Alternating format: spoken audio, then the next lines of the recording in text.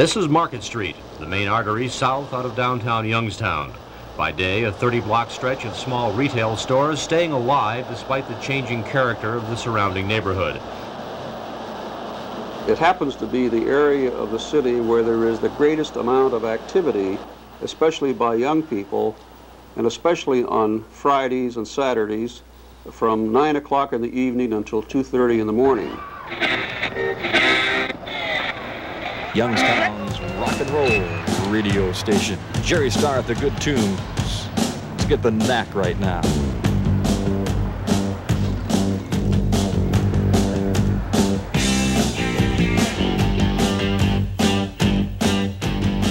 When you count the number of restaurants, taverns, pornographic shops, the disco places, and the entertainment places that there are in that section of the city, you'll find that that's the greatest concentration of activities in the entire city. It's located in the uptown area of Market Street. Add to that a large number of small businesses and businessmen who are trying to earn a living, and you've got the makings of a real problem. The early part of spring and summer of '79, there were increased incidents of turmoil, robberies, muggings. We had a series of rapes in that area. We simply reached the point where the activity was so great that we had to make a very, very special effort in order to abate that activity and to tone it down so that the merchants and the people in the area and the citizens could feel more secure. The public's concern climaxed on June 3rd. 20-year-old Elaine Poulos had too much to drink here in the Beachcomber and was told by her friends to go out to her car and get some rest. At 2:52 a.m., Miss Poulos and her 1978 Thunderbird were reported missing from this parking lot. She was later found raped and brutally murdered in Mill Creek Park. Suddenly, the public became concerned.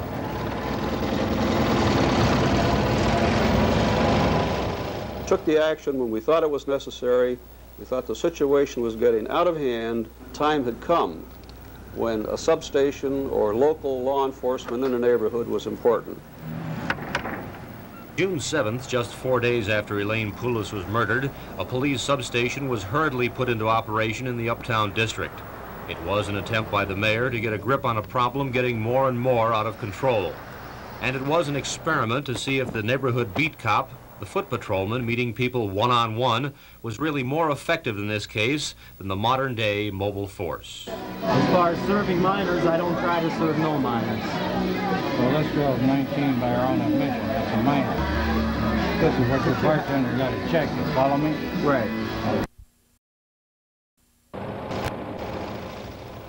In early June, when the substation was started, most of the nighttime merchants in the Uptown area were experiencing a sharp decline in business. Many felt the upsurge in crime through the early spring had scared customers away. Yeah, I was robbed one time either at 8 o'clock in the evening. Two ski mask guys come here and made everybody lay down on the floor. They robbed a lady in the parking lot at 8 o'clock, 8:30 in the evening. She was going in her car, and they grabbed her pocketbook and run. Yeah, I know a lot of girls that used to come here that won't even come up on Market Street because of it. I know a lot of people that said that they wouldn't come up in the area. And then when they put the substation in, gradually business started picking up. Before the substation began, the merchants and residents on Market Street, like the rest of the city, relied for police protection on the occasionally passing patrol car, which often cruised a beat several square miles in area. From June through August, that changed. 4 officers were assigned nightly to work from 8:30 p.m. to 3:30 in the morning out of a storefront in the Uptown area. They were given a concentrated 16-block beat from the L West Theater at Williamson south to the Union National Bank on Philadelphia. The officers are required to inspect and tour the entire neighborhood. They're supplied with cruisers, and in some cases they're supplied with scooters. They're instructed to make regularly scheduled rounds in the entire neighborhood. They actually walk the beat on Market Street, and they actually inspect the front entrances and the rear entrances of many of the shops up and down Market Street. You go in and out of the different business places, and the merchants can maybe give you a tip on a car that they see that they think might be suspicious for one reason or another, or somebody that's been seen loitering around a particular corner. Causing a disturbance.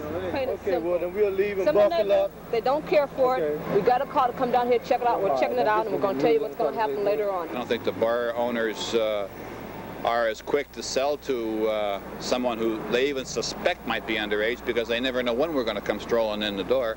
And the same way with the kids, they don't try it for the same reason, that we're liable to come in anytime.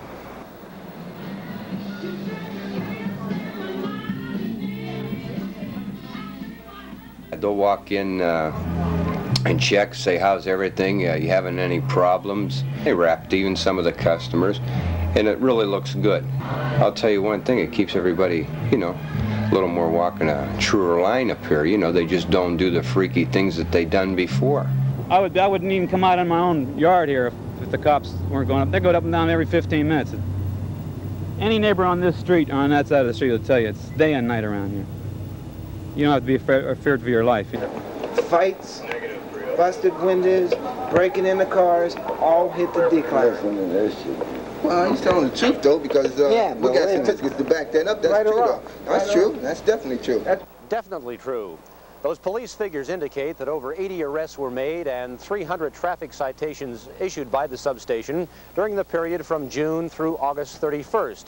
In fact, the police report indicates that there were no breaking and enterings or purse snatches during the period. Assaults and disturbances and property damage also almost disappeared. The motorcycle gangs had gone. Business owners reported their customers felt much safer going to and from their cars. In fact, the only blemish on the substation occurred here in the parking lot of the Sparkle Market on June 21st. 4 persons were abducted. One of the women was subsequently raped. There are less people, there is less activity, there is less turmoil, and there is greater tranquility in Uptown on Market Street than there ever has been before. By all accounts, the substation has worked. Both residents and merchants seem pleased. But already the manpower of the substation has been cut in half. And with Mayor Richley leaving office by the end of the year, there's no guarantee that the substation will continue to exist. Why? Well, we'll take a look at that with a report tomorrow on politics and patrolmen. Jack Bowe, 33 Eyewitness News.